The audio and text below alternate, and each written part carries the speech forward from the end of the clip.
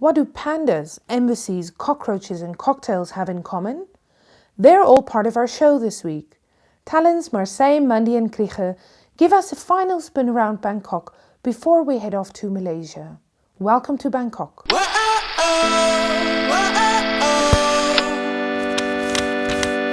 feel alive in the light, feel alive in the summertime.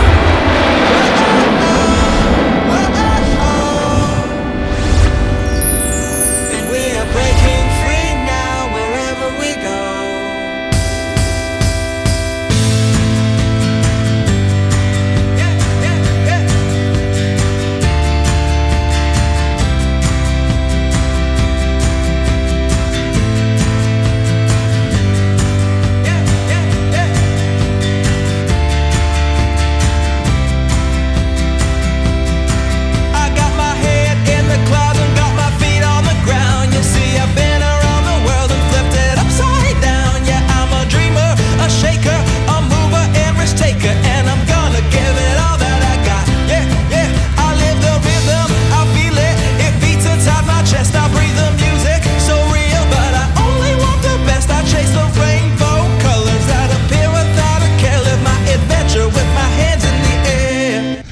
Marce Tron has been in Thailand for just under a year now.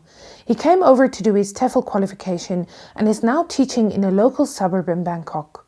Together, we go and see something quite unique. The World Wildlife Federation sent 1,600 papier-mâché pandas on a world tour to raise awareness for the conservation of the estimated 1,600 real pandas left in the world.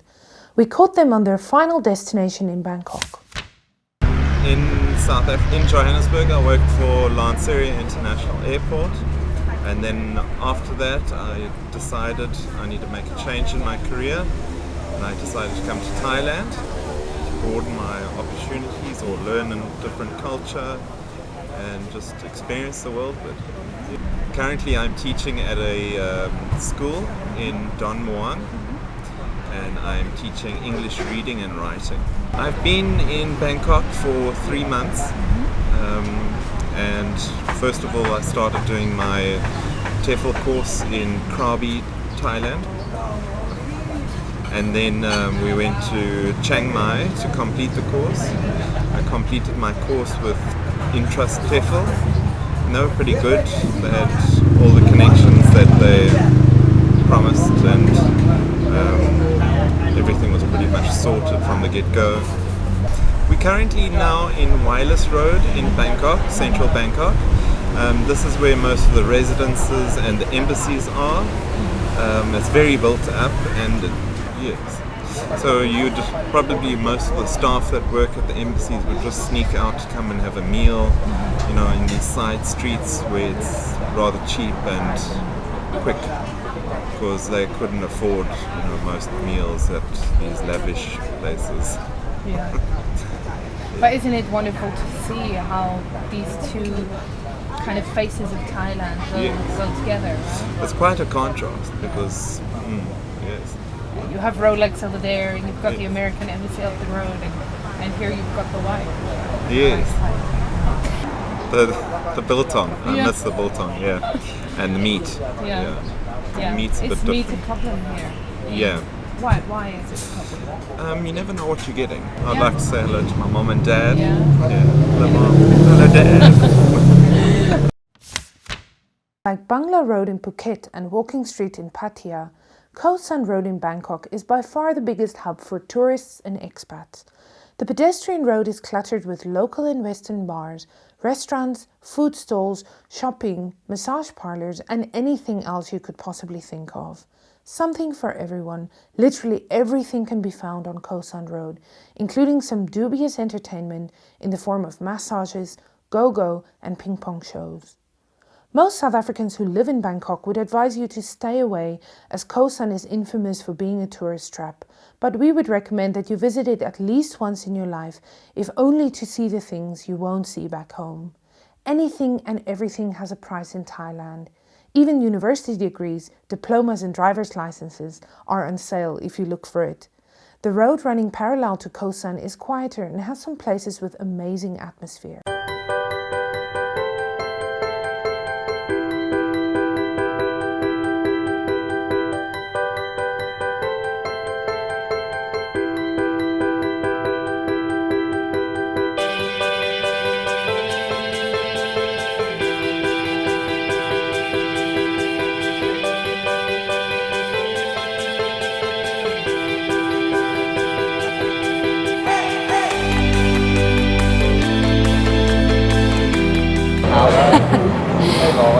die van julle wat baie adventurous is, kan jy alle soorte ongediertes hierso probeer.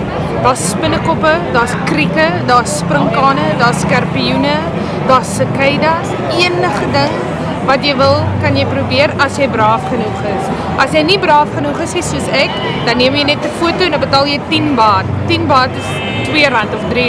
Doen liewer dit, hoor. Maar as jy wil, dan kan jy dit eet.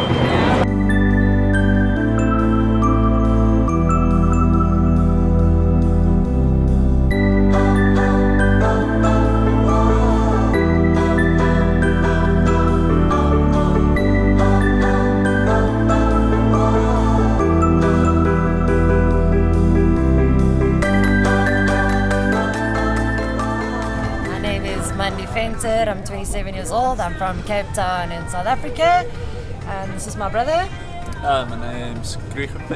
I'm 23 years old, and I'm also from Cape Town, working in Bangkok. Yeah, we've been here for about a month now. Well, today exactly a month. So we work for a company that operates through Asia, specializing in property and financial services. So we do some property and Thailand rentals and sales, obviously, but we're actually the admin hub for the company, and everything, all the financial services gets done through Hong Kong. Yeah. Well, first thing that comes to mind is it's really, really hot, really humid. It's really fast as well compared to Cape Town. Cape Town is Slob more... start. Yeah, Cape Town is slow. Yeah, Cape Town's more laid back, I'd say. But in a sense, you can get more done here because everything's so fast-paced. Yeah, and everyone. I think a lot of people complain about the traffic, but we're lucky in the sense that we stay close to the SkyTrain, and we also work close to the SkyTrain. So as long as you can travel on the SkyTrain, you don't really have traffic problems. And if you need to go somewhere that's maybe around a corner, or you need to travel a little bit, you just hop on the back of a bike. So. Yeah, the BTS here is really efficient. Yeah, the train is very public transport's really efficient. Yeah. So cost of living, more or less the same as South Africa. Similar to South Africa, I'd say. The local markets and stuff's a bit cheaper.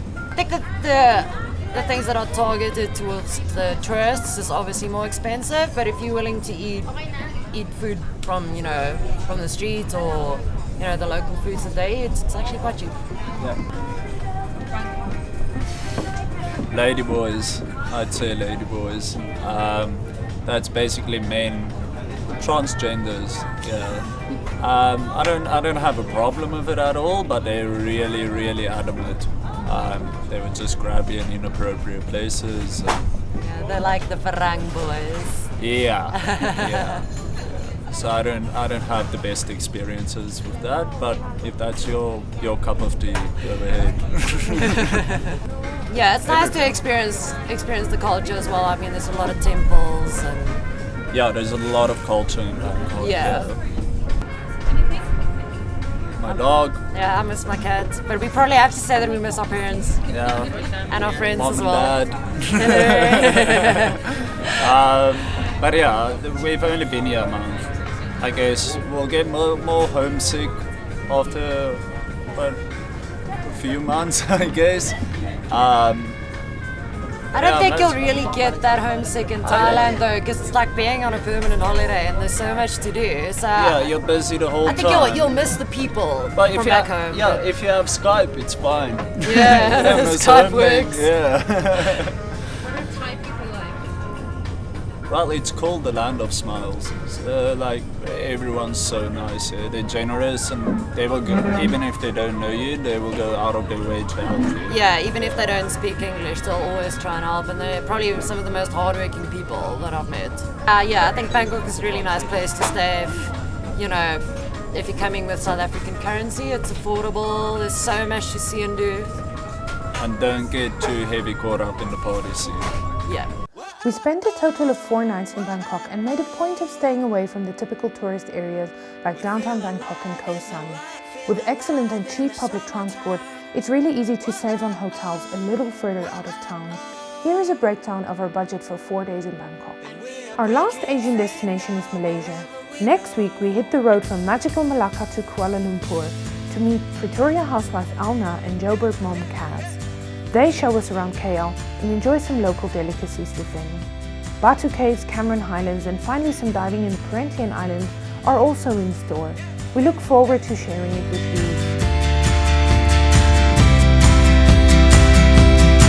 I got my head in the clouds.